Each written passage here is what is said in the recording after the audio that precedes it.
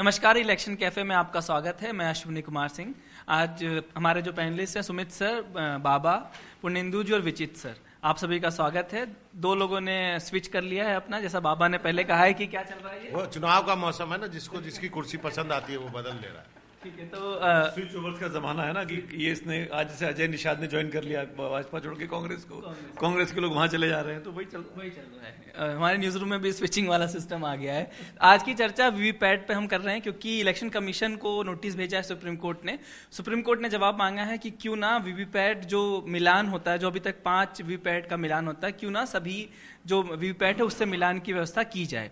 उस पर supreme court ने बोला है कि इलेक्शन कमीशन अपना जवाब दे, क्योंकि काफी समय से अपोजिशन पार्टीज की डिमांड है कि जो मिलान हो वो पूरा होना चाहिए, ताकि ये पता चल सके कि जो हम मतदान जिस पार्टी को वोट कर रहे हैं वो जा तो सही रहा है, लेकिन क्या जाने के बाद उसकी जो गिनती, जो काउंट, जो मेमोरी में सेव होता है, जिसको कंट्रोल यूनिट बोलते हैं, वहां सही पार्टी के वोट में वो जा रहा है या नहीं जा रहा है।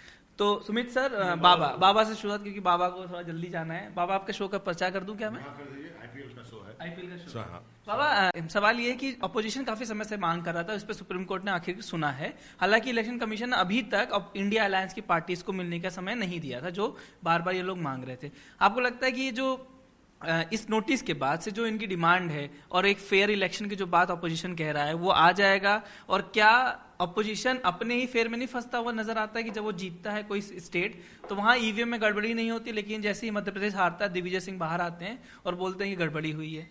देखिए, इसमें कई सारे सवाल पूछ दिए आपने। जैसे दिग्विजय सिंह वाली बात का जो सबसे लास्ट सवाल था उससे जाओ। वो इसलिए वो कहते हैं गड़बड़ी है क्योंकि हमने और आपने किया हुआ है कि पोस्टल बैलेट में कांग्रेस अच्छे खासे वो मार्जिन से जीत रही थी, अच्छी खासी सीटें जीत रही थी, और जैसे ही ईवीएम का बक्सा खुला तो कांग्रेस हारने लगी, इसलिए उन्होंने वो नंबर वाइज सब कुछ ट्वीट किया था। दूसरा, यहाँ पे अपने दर्शकों को सही बात बताना जरूरी है। ये जो याचिका है ना, वो उस बेंच के पास नहीं है, जो बेंच जो है वो जो इस ईवीएम वाली सुनवाई कर रही है, ये दूसरे बेंच के पास है, इसलिए उस बेंच ने ये नोटिस इशू किया है। बाद में सबको क्लब कर दिया जाएगा और एक साथ सुनवाई होगी। और यदि आज के इससे बहुत सारे लोग जो उत्साहित हैं कि क्या सुप्रीम कोर्ट जो ऐसे मूड में है कि कह देगा कि नहीं नहीं नहीं हटाओ, सारे गिन लो, बैलेट से कर दो, ये सब कुछ नहीं होने वाला है। इसकी तारीख जो है ना, यदि आप देखेंगे तो वो जुलाई में पड़ने वाली है। तो ये सलाह अभी जो है, ये सारा चीज अभी इतनी जल्दबाजी में कुछ नहीं हो रहा, ये सुना जाएगा ठीक। लेकिन जो सवाल है वो बहुत वैलिड है। वो सवाल इसलिए है कि विपक्ष ये मामला उठाता रहा है, लेकिन उसमें भी एक सवाल होता है कि जब जहां आप जीतते हो वहां नहीं उठाते हो, जहां हार जाते हो आप उठाते हो। लेकिन क्या जो 3 बक्से हैं, आप यदि आप यहाँ पे ड्राइंग बनाए, आप तो जानते हैं ये 3 मशीन है, ये 3 मशीन होती है। इसमें मैं बटन दबाता हूँ, समझ गए? यहाँ पे मैं देखता हूँ वोट गया, यहाँ पे वो पर्ची गिर रही है 7 सेकंड के लिए, ठीक है? ये कंट्रोल यूनिट है, यहाँ जमा हो रहा है।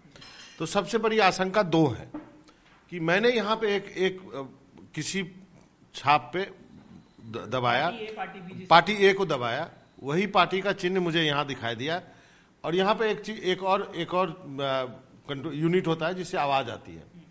तो क्या 7 सेकंड तक के लिए देखा तो जो चिन्ह मैंने दबाया वो तो यहाँ आया, लेकिन क्या वही चीज यहाँ पे जमा हो रहा है? ये एक सवाल है, क्योंकि आपने बीच में इसको डाल दिया है, समझ गए? ये कहा गया था ना, बीच में आप इसको डाल दिया गया है, आप इसको यहाँ पे मैनिपुलेट कर रहे हो कि वो एंड प्रोडक्ट क्या गया, उसको लेकर के विपक्ष सवाल उठाता रहा है हमेशा से। अब दूसरी चीज ये है, दूसरा सवाल ये है कि आपने किया कि हर विधानसभा क्षेत्र में 5 मशीन ही वीवीपैट जो है मिलान होगा। तो विपक्ष कहता है 5 क्यों होगा, 20 होना चाहिए, 100 होना, 100% क्यों नहीं होना चाहिए? तीसरी बात जो एक यहाँ पे उठेगी कि वो पर्ची मुझे दे दो आप, ठीक है? वो पर्ची मुझे दे दो और उसके बाद वो पर्ची वो कहीं सेपरेट जमा करो, मुझे मत दे दो, वो सेपरेट जमा करो वो, और जब काउंटिंग करोगे तो उसका मिलान करोगे आप, ठीक है? ये भी एक आर्गुमेंट है। कैसे पता चलेगा कि जो वोट सही गिराया गया? लेकिन ये सब मुझे लगता है कि आर्गुमेंट है। आंदोलन भी हो रहे हैं, धरना भी होते हैं, बहुत बड़े बड़े वीडियो भी आते हैं कि लोगों ने कहा कि नहीं छेड़छाड़ की जा सकती है। उसका आर्गुमेंट ये दिया गया कि नहीं, ये सिंपल कैलकुलेटर है, इसमें इससे ज्यादा इससे नहीं हो सकता है। लेकिन जिस ढंग से चुनाव आयोग में जैसे अब 370 का एक आंकड़ा दिया गया है, तो हो गई ना बात, शुरू हो गई ना कि 370 ही क्यों, क्या आपने मशीन फिक्स कर दी। तो जनमानस में तो ये बात भी बैक ऑफ द माइंड है। इसको कैसे एड्रेस किया जाता है वो सुप्रीम कोर्ट चुनाव आयोग के बीच का मामला है, वो देखना पड़ेगा कि इस पर आगे क्या रुख सुप्रीम कोर्ट लेता है, जिसके ऊपर बहुत सारी उम्मीदें हैं विपक्ष की और वैसे लोगों की जो बिलीव करते हैं कि शायद ये इसमें कुछ छेड़छाड़ होती है। एक छोटा सा बाबा बोले तो उसमें करेक्शन एक छोटा सा है खाली कि ईवीएम पर लोकसभा में 2004 के चुनाव से शुरू हुआ था कि 2004 से पूरी तरह से ईवीएम पर हम आ गए थे और 2004 में और 9 में दोनों क्रमिक रूप से कांग्रेस ही जीती है।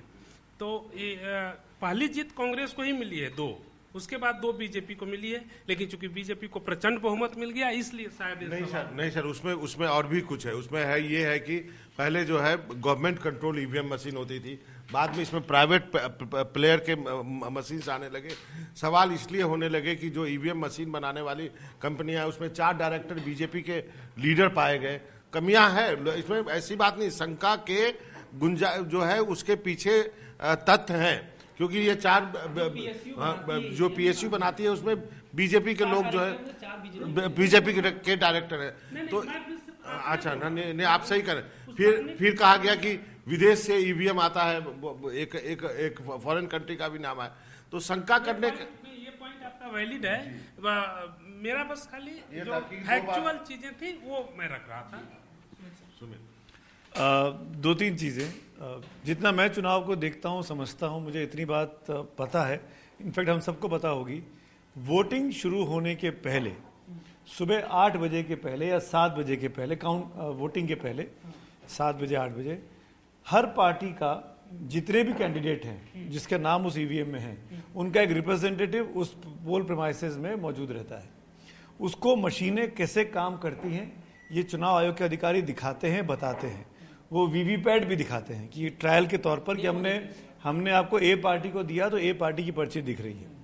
और जब वो सबके सब मुतमईन हो जाते हैं, सबके सिग्नेचर होते हैं, तब काउंटिंग का प्रोसेस शुरू होता है। तो पहला चेक बैलेंसेस वहां पर है। जैसे कि जब बैलेट पेपर का जमाना था तो जब बॉक्स होता था उसको सील जब किया जाता था तो सबकी आंखों के सामने किया जाता था कि ये बंद है, खाली है, देखो, और पूरा बंद है, वो डब्बे पे नंबर लिखा हुआ है, सील कर दिया गया है। उनकी फोटो खींची जाती थी, उनके वो सब लोग खड़े होते थे पीछे, फिर उनकी रजामंदी ली जाती थी। तो ये उसके मशीन आ गई तो मशीन के बाद ऐसा होता है। तो ये कह देना कि ईवीएम जो है वो उनमें, देखो मशीन में कहीं भी गड़बड़ी हो सकती है, मशीन तो मशीन ही है, मशीन को चलाता तो इंसान का दिमाग ही है। तो मैं साइंस का छात्र हूं, मैंने बीएससी किया है और मैं ये मानता हूं कि अगर कोई टेक्नोलॉजी के हिसाब से चीज आपकी मदद कर रही है तो आपको उसको अपनाना चाहिए। पर अगर उस पर सवाल खड़े हो रहे हैं कि ये हैक किया गया है, इसमें आप फर्जीपना कर सकते हैं, जोड़ सकते हैं, तो एक भी आदमी के मन में शंका ना रहे, इसके भी कदम उठाए जाने चाहिए, ये भी जरूरी है। तो अगर कांग्रेस पार्टी या विपक्ष ये कहता है कि ईवीएम को लेकर या वीवीपैट को लेकर जो बटन दबता है वही वोट वहां गिरता है, इसकी कोई गारंटी नहीं है, तो मैं उनसे पूछना चाहता हूं कि जब तेलंगाना में उनकी सरकार बनती है तब क्यों नहीं बोलते हैं? जब केरल में लेफ्ट की सरकार बनती है तब क्यों नहीं बोलते हैं येचूरी साहब? जब ममता बनर्जी की सरकार बनती है तृणमूल कांग्रेस की, तब क्यों नहीं बोलती है ममता बनर्जी कि वीवीपैट गड़बड़ी हुई है, उसकी दोबारा जांच हो? इसीलिए मुझे राजनीति लगती है, इसीलिए मुझे लगता है कि भारत का चुनाव का जो आयोग है, चुनाव आयोग और भारत की जो चुनाव व्यवस्था है, इसकी दुनिया भर में मिसाल दी जाती है। पर यह भी फैक्ट है, मैं फिर से कह रहा हूं क्योंकि मैं साइंस का छात्र हूं, तर्कों में विश्वास करता हूं, रैशनल रहना मेरा काम है। कई देशों ने ईवीएम को छोड़कर वापस बैलेट बॉक्स पे चले गए हैं, बैलेट पेपर पे चले गए, तो वो क्यों गए हैं उसकी वजह जाननी चाहिए। इन तमाम सवालों के जवाब देना चुनाव आयोग का काम है। अगर विपक्ष आपसे टाइम मांग रहा है कि हमको वीवीपैट पर चिट्ठियां 9 बार चिट्ठी लिख चुका है और वो कह रहा है कि हमें आपसे मिलना है, इंडिया अलायंस के लोग, हम आपके सामने रिप्रेजेंटेशन लेके आना चाहते हैं, तो चुनाव आयोग का ये फर्ज है कि उनको बुलाएं और मिलें। करीब 60% वोट विपक्ष को मिला है, बीजेपी के पास 40% वोट ही है, मतलब 40 या 50 मान लीजिए आप, मैं कह रहा हूं 50% वोटर आज भी ऐसा है जो विपक्ष में सत्ता के खिलाफ गया है। उन 50% लोगों को बुला के उनको मुतमईन करना चुनाव आयोग का काम है कि ये क्यों सवाल खड़े कर रहे हैं। चुनाव आयोग ने बीच में एक्सरसाइज की थी, उन्होंने मशीन लाके रख दी थी, आप साबित करके दिखाइए फला ढिमकाना। कोई पार्टी नहीं गई थी, कांग्रेस भी नहीं गई और कोई नहीं गया दिखाने के लिए कि कैसे उसमें फजिंग की जा सकती है। तो मेरा सवाल दोनों से है, हम ये इस पूरी व्यवस्था पे सवाल खड़े करके या ईवीएम पर या वीवीपैट पर सवाल खड़े करके दरअसल हम अपनी लोकतांत्रिक व्यवस्था पर तो नहीं सवाल खड़े कर रहे हैं, क्या हम अपनी चुनावी प्रक्रिया पर तो को नीचा नहीं दिखा रहे हैं। इसीलिए ये बहुत जरूरी है कि ये पार्टी लाइन से ऊपर उठकर इस पर विमर्श करने की जरूरत है और इसका आंसर निकालने की जरूरत है। क्योंकि अगर एक भी व्यक्ति ये कहता है कि नहीं इसमें गड़बड़ी है या मैं गड़बड़ी करके दिखा सकता हूं, क्योंकि सोशल मीडिया पे हमने तमाम वीडियो देखे, बाबा ने दिखाए कि आप बटन दबाते हो कमल का और वहां दिखता है पंजा, पंजा दबाते हो साइकिल दिख रही है। तो इस तरह की जो चीजें हो रही है ये कंफ्यूजन क्रिएट करती हैं और सोशल मीडिया ने बहुत बड़े पैमाने पर कंफ्यूजन क्रिएट किया है जब से ये ट्विटर और फेसबुक और ये आया है। और अब तो डीप फेक का जमाना, you absolutely right, deep fake के जमाने में कौन क्या दिखा रहा है, कौन जो बता रहा है वो सच्ची दिख रहा है या कुछ और दिखाया जा रहा है, इसकी कोई गारंटी नहीं है। तो इसीलिए ये चुनाव आयोग के लिए बहुत जरूरी है। मुझे नहीं पता कि 4 जून के पहले क्या होगा, क्या 4 जून के पहले ये कंपलसरी हो जाएगा कि हर वीवीपैट से निकली हर पर्ची गिनी जाए और चुनावी प्रक्रिया जो वोटिंग की गिनती जो 3 दिन चला करती थी, 4 दिन चला करती थी, हम उस दिशा में जा रहे हैं बजाय इसके कि 3, 4, 5 घंटे में नतीजे आ जाए। मुझे नहीं पता, पर जो कल कोर्ट में हुआ है, चुनाव आयोग को नोटिस गया, चुनाव आयोग को बाबा 17 मई तक जवाब देना है, 17 मई की तारीख है, लेकिन कब कोर्ट अगली सुनवाई करेगा वो तारीख नहीं तय है। वो तारीख हो सकता है कि जुलाई में आए, जून में आए, चुनाव प्रक्रिया खत्म हो जाए, पर 17 मई तक का वक्त है चुनाव आयोग को जवाब देने का इस नोटिस पर जो कल उनके पास पहुंचा। आप दोनों से एक बस छोटा सा सवाल है, हाँ आप जोड़ दीजिएगा। ये सुविधाजनक जो पॉलिटिक्स है, जब आप विपक्ष में होते हैं तो आप ईवीएम को गलत बताते हैं, जब आप आ जाते हैं तो आप ईवीएम को गलत बताते हैं, ये सुविधाजनक पॉलिटिक्स है। लेकिन दूसरा बात जो आपने कहा कि मशीन में गलतियां होती हैं और गलतियां पकड़ी भी जाती हैं, अब जब टेस्ट करते हैं तो उसी में दिखता है कि कांग्रेस को वोट किया, भाजपा को चला गया, भाजपा को किया तो कांग्रेस, तो इसका मतलब कि ईवीएम में भी गलतियां होती हैं। तो क्या जब टेस्टेड जो मशीनें उपयोग होती हैं, जब सभी को दिखा के, क्या उसमें गलतियां नहीं हो सकती? देखिए, इसमें बहुत लंबी डिबेट की जा सकती है। जो आपने कहा कि भाई पहले आडवाणी जी भी शंका करते थे, वो नारायण वो जीवीएल चिट्ठी किताब लिख दी है, तो एक दूसरे पे ट्रस्ट है। फिर आर्गुमेंट ये है कि विधानसभा में वो फिक्स नहीं करते हैं, लोकसभा में फिक्स करते हैं, तो आपको तेलंगाना जीतने देते हैं, जीत लीजिए, आप कर्नाटक जीत लीजिए।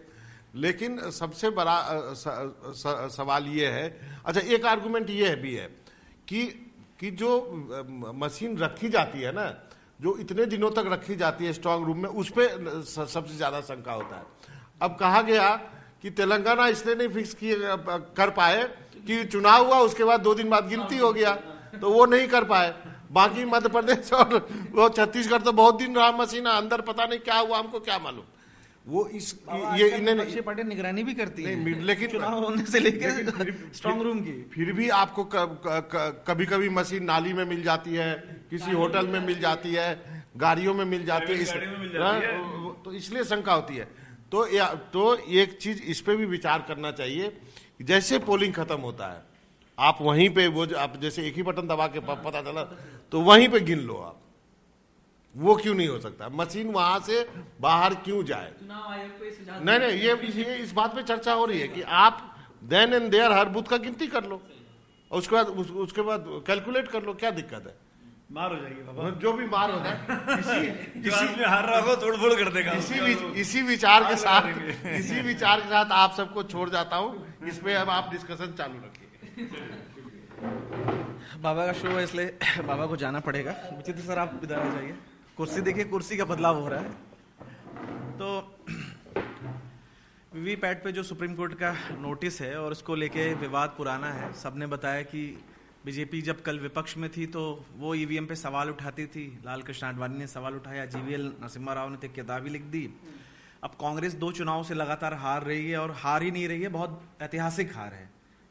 वो अपने चरम से जो उनका पीक था 84 से, अब वो एकदम जो लोएस्ट है वो 14 में आए, फिर 52 में भी लगभग उसी के आसपास है। इस बार क्या होगा?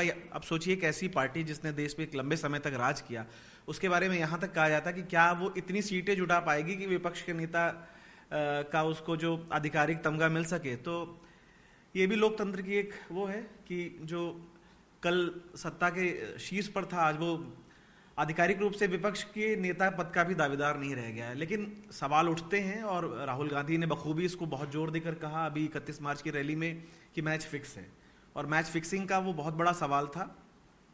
अब सवाल ये है कि वीवीपैट का जो मुद्दा है, इसमें दिसंबर में ऑलरेडी इंडिया अलायंस ने एक बात कही थी कि वीवीपैट का 100% ईवीएम के वोट से वीवीपैट को काउंट किया जाना चाहिए। पहली बात नंबर 1। नंबर 2, उन्होंने ये भी कहा कि वीवीपैट जो पर्ची होती है वो 7 सेकंड आपको दिखती है, फिर वो उसी प्रिंटिंग बॉक्स में ही वो पर्ची उसी में रहती है। इंडिया अलायंस का ये कहना है कि वो पर्ची वोटर के हाथ में आनी चाहिए और वो दूसरे बैलेट बॉक्स में उसको डाला जाए, फिर बाद में 100% जितने भी पोलिंग स्टेशंस हैं सबके ईवीएम की काउंटिंग उस बैलेट बॉक्स से मैच कराई जाए। अब इसमें सवाल ये है कि इस प्रक्रिया में काफी दिन लग जाएंगे। जैसा सुमित सर आपने भी कहा कि अगर लोकतंत्र में क्या है कि ट्रांसपेरेंसी सबसे बड़ी चीज है, अगर 50-60% मतदान विपक्षी पार्टियों को हो रहा है, जो रूलिंग पार्टी गैर रूलिंग पार्टी को हो रहा है, और उन वोटर्स में एक सवाल उठ रहा है कि भाई शायद ईवीएम फिक्स है इस वजह से हम हार रहे हैं, तो उनकी शंका का भी समाधान होना चाहिए, भले ही कुछ टाइम लग जाए। मेरा अपना व्यक्तिगत मत यह है, इसमें 2 ऑप्शन भी लिया जा सकता है। एक तो आप ईवीएम काउंटिंग को आप तुरंत कर लें, ठीक है, आपको फास्ट रिजल्ट देना है करिए, लेकिन उसके बाद भी 100% वीवीपैट स्लिप्स को काउंट किया जा सकता है। इसमें कोई बहुत बड़ी ऐसी चुनौती नहीं है, दिन ही तो लगेगा। लेकिन अगर लोकतंत्र में अगर किसी चीज पे सवाल उठ रहे हैं, और लोकतंत्र में मताधिकार से बड़ा तो कुछ नहीं है, और एक मतदाता को लग रहा है कि मेरा जो मत है, मैं जो डाल रहा हूं वो फिक्स हो रहा है, मैं जो डाल रहा हूं उसको ना जाकर के कहीं और जा रहा है। और मैं ये कहता हूं, ये देखिए सिर्फ ये नेताओं की बात नहीं सुमित सर, बहुत सारे लोग हैं ऐसे जिनको लगता है कि हाँ कुछ हो रहा है, कुछ गड़बड़ है, भले ही हो सकता है कि उनकी सोच में सच्चाई ना हो, उनका एक डर ही हो, लेकिन उनका डर, उनकी जो शंका है उसका भी समाधान होना जरूरी है। तो इस दिशा में इलेक्शन कमीशन को काम करना चाहिए। ठीक है, आपको फास्ट काउंटिंग करनी है, आप करिए, उस पर रिजल्ट घोषित कर दीजिए, लेकिन बाद में उसका मिलान हो सकता है, उसकी काउंटिंग हो सकती है बैलेट बॉक्स से जो वीवीपैट जो टाइम लगने वाली बात है ना काउंटिंग में कि एक पर्ची करेंगे टाइम लगेगा। तो मैं भी कहीं पढ़ रहा था यहाँ आने के पहले, जब आपने कहा कि इस टॉपिक पे चर्चा करनी है, तो उसी आर्टिकल में लिखा था कि अगर हम अधिक अधिकारियों को डिप्लॉय कर दें तो ये काम भी 5-6 घंटे में हो सकता है। इसके लिए जरूरी नहीं है कि आपको 3 दिन का समय चाहिए, आप ज्यादा फोर्स लगा दीजिए। जो काउंटिंग सिस्टम में लोग बाग लगे होते हैं वहां पे आप अधिक लोग तैनात कर दीजिए, अधिक बूथ काउंटिंग सेंटर्स बना दीजिए, तो जो काम मिलान का हो सकता है वो और तेजी से हो सकता है। आपको केवल अपना वर्क फोर्स जो है उसको बढ़ाना पड़ेगा, इतनी सी बात है।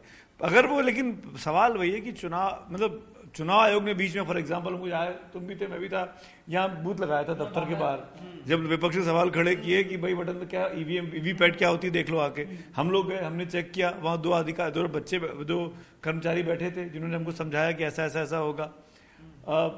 पर ठीक है, चुनाव आयोग ने अपनी तरफ से उन शंका को दूर करने की कोशिश की जो आम जनमानस के मन में जगह जगह बूथ या कैंप लगा के, आई होप कि दिल्ली के बाहर भी लगे हों और छोटे शहरों में भी लगे हों, हर जगह इस तरह का काम किया गया हो। हम दिल्ली में और एनडीटीवी के दफ्तर के बाहर बैठे थे, तो हो सकता है जानबूझ के यहाँ लगाया गया हो ताकि एनडीटीवी के मन से शंका दूर हो जाए, पत्रकारों के मन से शंका दूर, ये भी हो सकता है, कहाँ उसको लगा। पर मतलब ये पूरा का पूरा दारोमदार चुनाव आयोग पर आता है कि वो क्या कर रहा है, इस व्यवस्था पर मतलब दोबारा विश्वास कायम हो। आपकी बारी, जो बोलिए। नहीं, आपका सवाल क्या, बाकी लोग सवाल ये कि आपका मन क्या कहते हैं, क्या ईवीएम में गड़बड़ी होती है, क्या वीवीपैट में गड़बड़ी हो सकती है, या सुधार के लिए जिस तरह देखिए सारा चीज तो विश्वास का है, जो आपने आखिरी वाक्य कहा वहीं से शुरू होता है, और अविश्वास की स्थिति सरकार और विपक्ष में हमेशा रहती है।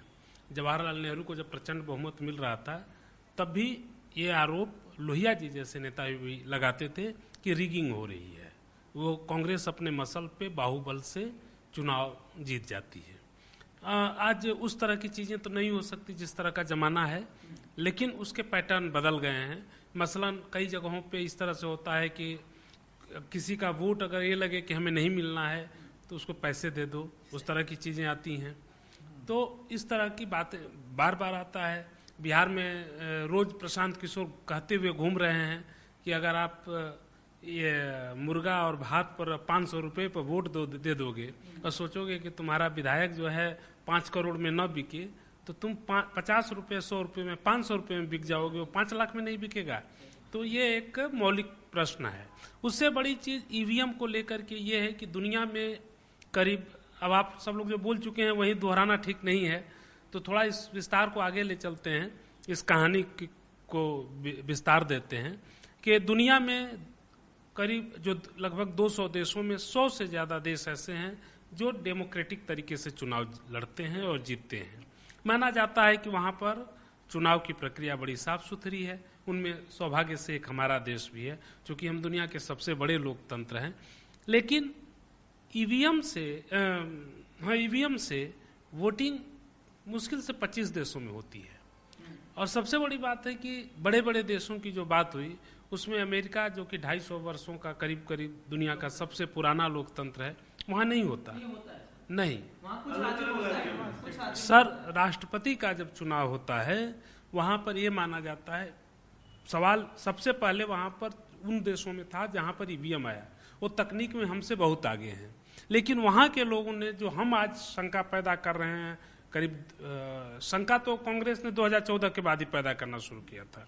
तो उस समय तो ये लग रहा था कि भाई आप हार गए हो बुरी तरह से तो कर रहे हो। लेकिन अमेरिका में लोगों ने ये शंका पैदा किया, और लोगों ने किया राजनीतिक दलों से ज्यादा, कि हमारा वोट हैक तो नहीं हो रहा है, और वो हैक हो रहा है, ये उनको शक था।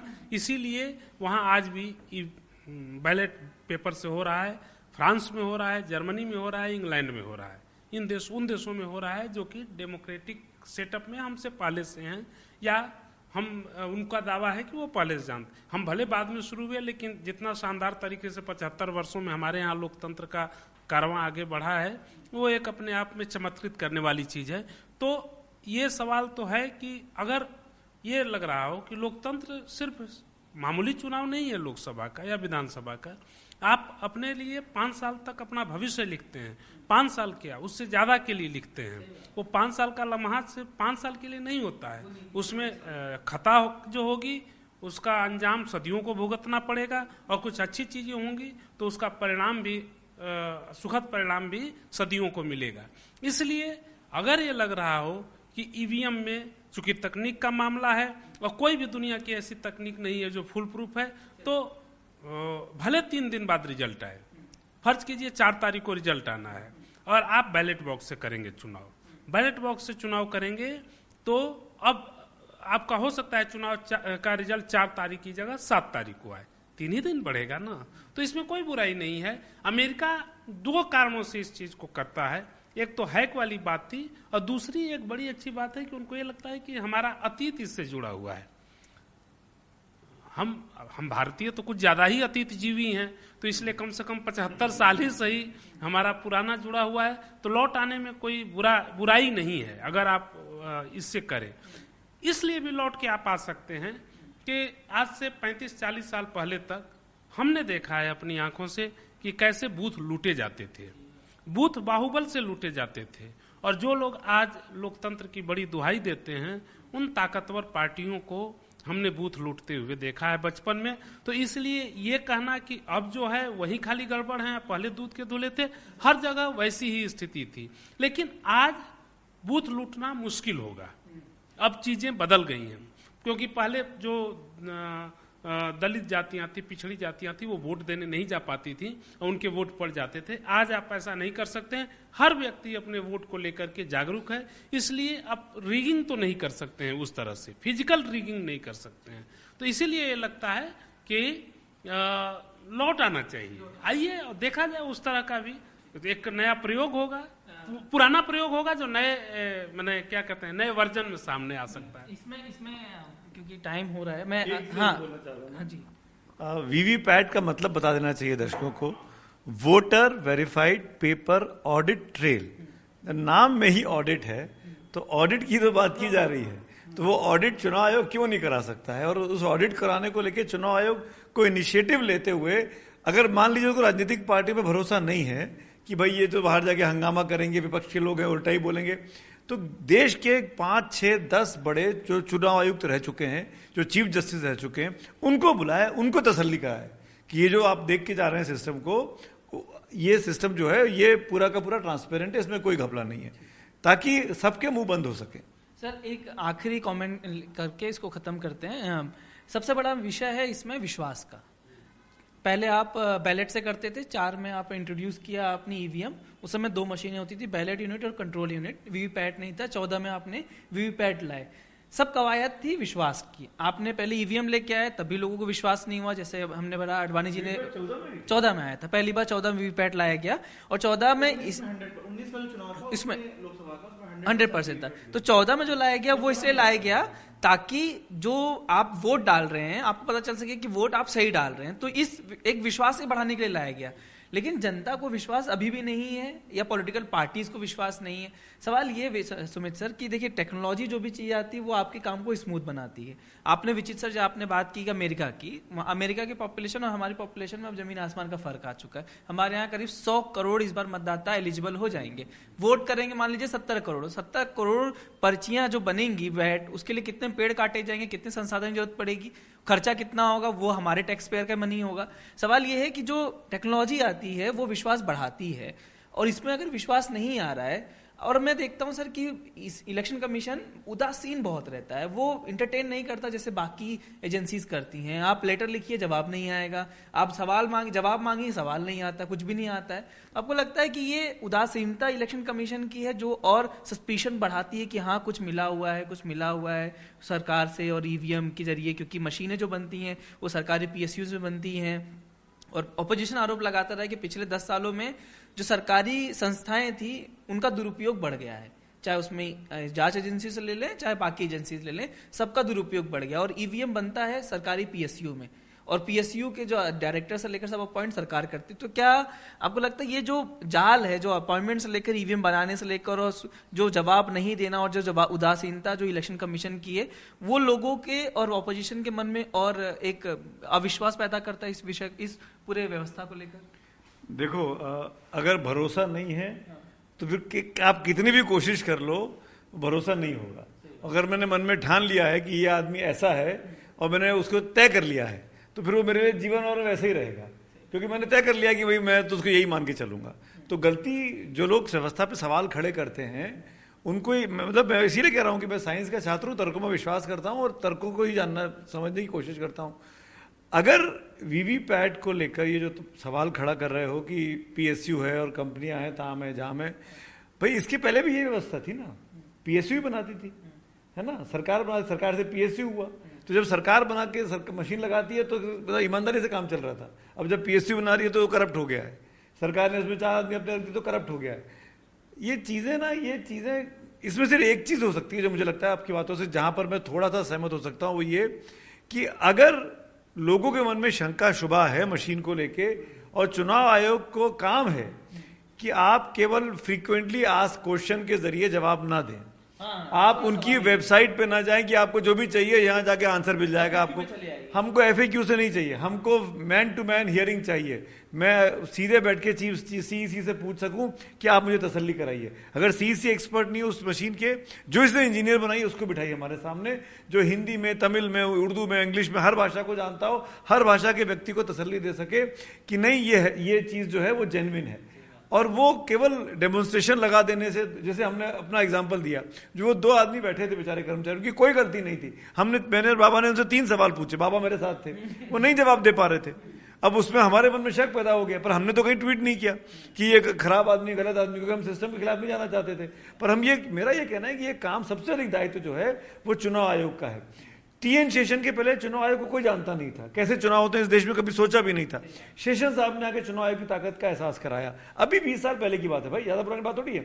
हमारी आंखों के सामने शेषन साहब थे। आज की तारीख में चुनाव आयोग, जब चुनाव के वक्त में उसके पास ताकत आती है तो ये उसका दायित्व है कि उस जो लीगेसी उनको मिली है शेषन साहब से लेके, लिंगदो साहब से लेके तमाम लोगों की, उसको आगे बढ़ाए। उस चीज को केवल और केवल भरोसा करके, भाई ये आसान काम नहीं था कि शहाबुद्दीन के चुनाव में जाके चुनाव आयोग खड़ा हो जाए, KJ राव साहब खड़े हो जाए कि हाँ कहाँ चली रही है, हेलीकॉप्टर से उड़ के पहुंच गए। ये सब चीजें हमने देखी है अपने आंखों के चुनाव के सामने। बाबा जो बताते हैं वो, मैं भी उस वक्त वहां था। NDTV की टीम ने रिपोर्ट कर दिया कि सिवान में फला जगह पर रिगिंग हो सकती है, भीड़ लग गई बहुत सारी। KJ राव साहब मॉनिटर कर रहे थे, ऑब्जर्वर थे चुनाव आयोग के। हेलीकॉप्टर से किसी ने एनडीटीवी की रिपोर्ट उनको भेजी कि एनडीटीवी पे खबर चल रही है, उन्होंने हेलीकॉप्टर लिया, उतर गए सिवान में, बाबा के बगल में खड़े हो गए कि भाई कहाँ किस बूथ पे देख के आए बताओ। तो इस तरह का चौकस व्यवस्था चल रही थी। तो ये ऐसी व्यवस्था अगर आप की जाए, मैन टू मैन मार्किंग जिसको कहते हैं, तो व्यवस्था पर भरोसा कायम किया जा सकता है। लेकिन सबसे अधिक दायी तो चुनाव आयोग का है। चुनाव आयोग को अपने आप को इंडिपेंडेंट और पारदर्शी बनाना होगा, समझना होगा, करना होगा। नहीं, अश्विन ने बहुत ही गंभीर सवाल उठाया है और हमने देखा कि किस तरह से सुप्रीम कोर्ट की रूलिंग आई थी कि जो इलेक्शन कमिश्नर के चयन में जो पैनल है उसमें एक उन्होंने खुद को भी ऐड किया था, लेकिन सरकार ने उसको उस आदेश को बदलने के लिए उनको वाया कानून में बदलाव करना पड़ा। तो फिर हमने ये भी देखा कि कैसे एक इलेक्शन कमिश्नर ने बीच में अचानक इस्तीफा दिया, फिर एन चुनाव से जस्ट पहले मतलब 2 दिन पहले अनाउंसमेंट से 2 दिन पहले 2 इलेक्शन कमिश्नर हायर किए गए। तो इलेक्शन कमिश्नर्स के चयन पर जो राजनीति है, जो विपक्ष आरोप लगाता है और सत्ता पक्ष कहता है कि भाई सरकार के अपनी, मतलब इसमें जुडिशरी का हस्तक्षेप नहीं होना चाहिए, एग्जीक्यूटिव की अपनी वो है, जो न्यायपालिका और कार्यपालिका का अंतर संबंध है, उसको लेकर के एक लंबी डिबेट है। तो लेकिन फिर भी हमारे देश में एक है कि सुप्रीम कोर्ट पर एक ज्यादा ट्रस्ट है लोगों का, और उन लोगों को लगता है कि सुप्रीम कोर्ट की मॉनिटरिंग में अगर कोई चयन होगा तो वो ज्यादा वो होगा। हालांकि ठीक है, मतलब कार्यपालिका को अपना अधिकार है, लोकतंत्र में जाहिर सी बात है कि कुछ चीजें कानून के द्वारा तय होती हैं, जबकि आप संविधान की मूल आत्मा से कोई छेड़छाड़ नहीं कर रहे हैं, तो सरकार अपनी उस ताकत का उपयोग करती है। लेकिन जो सवाल है कि एक वीवीपैट और उसकी बात मिलान की हो रही है कि हम पुराने दौर में चले जाएं या हम सिर्फ ईवीएम पे ट्रस्ट करें, क्योंकि जैसे मैंने भी अपने पिछले उसमें इस सुझाव दिया कि हम 100% काउंटिंग कर सकते हैं, ठीक है कुछ डिले होगा लेकिन वो उतना बड़ा विषय नहीं है। अब सवाल है कि अगर हम ईवीएम का भी यूज कर रहे हैं और हम वीवीपैट का मिलान भी 100% करेंगे तो फिर ईवीएम की जरूरत क्या है? फिर तो सीधे बैलेट पेपर पे चले जाए, ये भी सवाल उठेंगे। तो बैलेट सही होना चाहिए। लेकिन एक मुझे लगता है ये दोनों व्यवस्था करने से एक और बात होगी कि एक डबल चेक होगा, वो ज्यादा ट्रांसपेरेंट होगा। मुझे लगता है अगर किसी को बैलेट पे सवाल उठता है तो और ईवीएम अगर दोनों इक्वल होंगे सुमित सर, तो लगता है वो ज्यादा लोगों का ट्रस्ट उस पर ज्यादा बढ़ेगा। और जब लाखों लोग इतना सवाल उठा रहे हैं तो उसको दूर करने में कोई बुराई नहीं है। और मुझे लगता है कि जो टीएन शेषन साहब की जो बात हुई, वास्तव में कभी कभी होता है कि सिर्फ सिस्टम बनने से चीजें नहीं होती, उस सिस्टम को चलाने वाले कौन है ये भी बहुत महत्वपूर्ण होता है।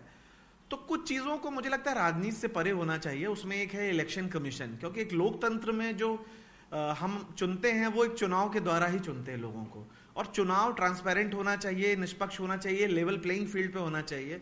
इसमें सबसे बड़ी भूमिका चुनाव आयोग की है।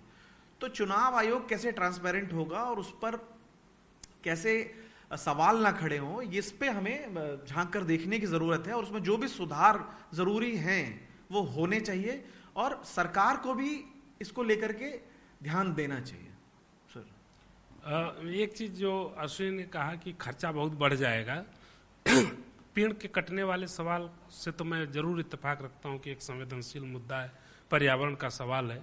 खर्चे को लेकर के मुझे लगता है कि जब 2019 के चुनाव में जैसा सेंटर फॉर मीडिया स्टडीज की रिपोर्ट थी कि 55,000 करोड़ रुपए खर्च हुए, तो इस देश में चुनाव में कितने पैसे खर्च हो रहे हैं इस पर मत जाइए।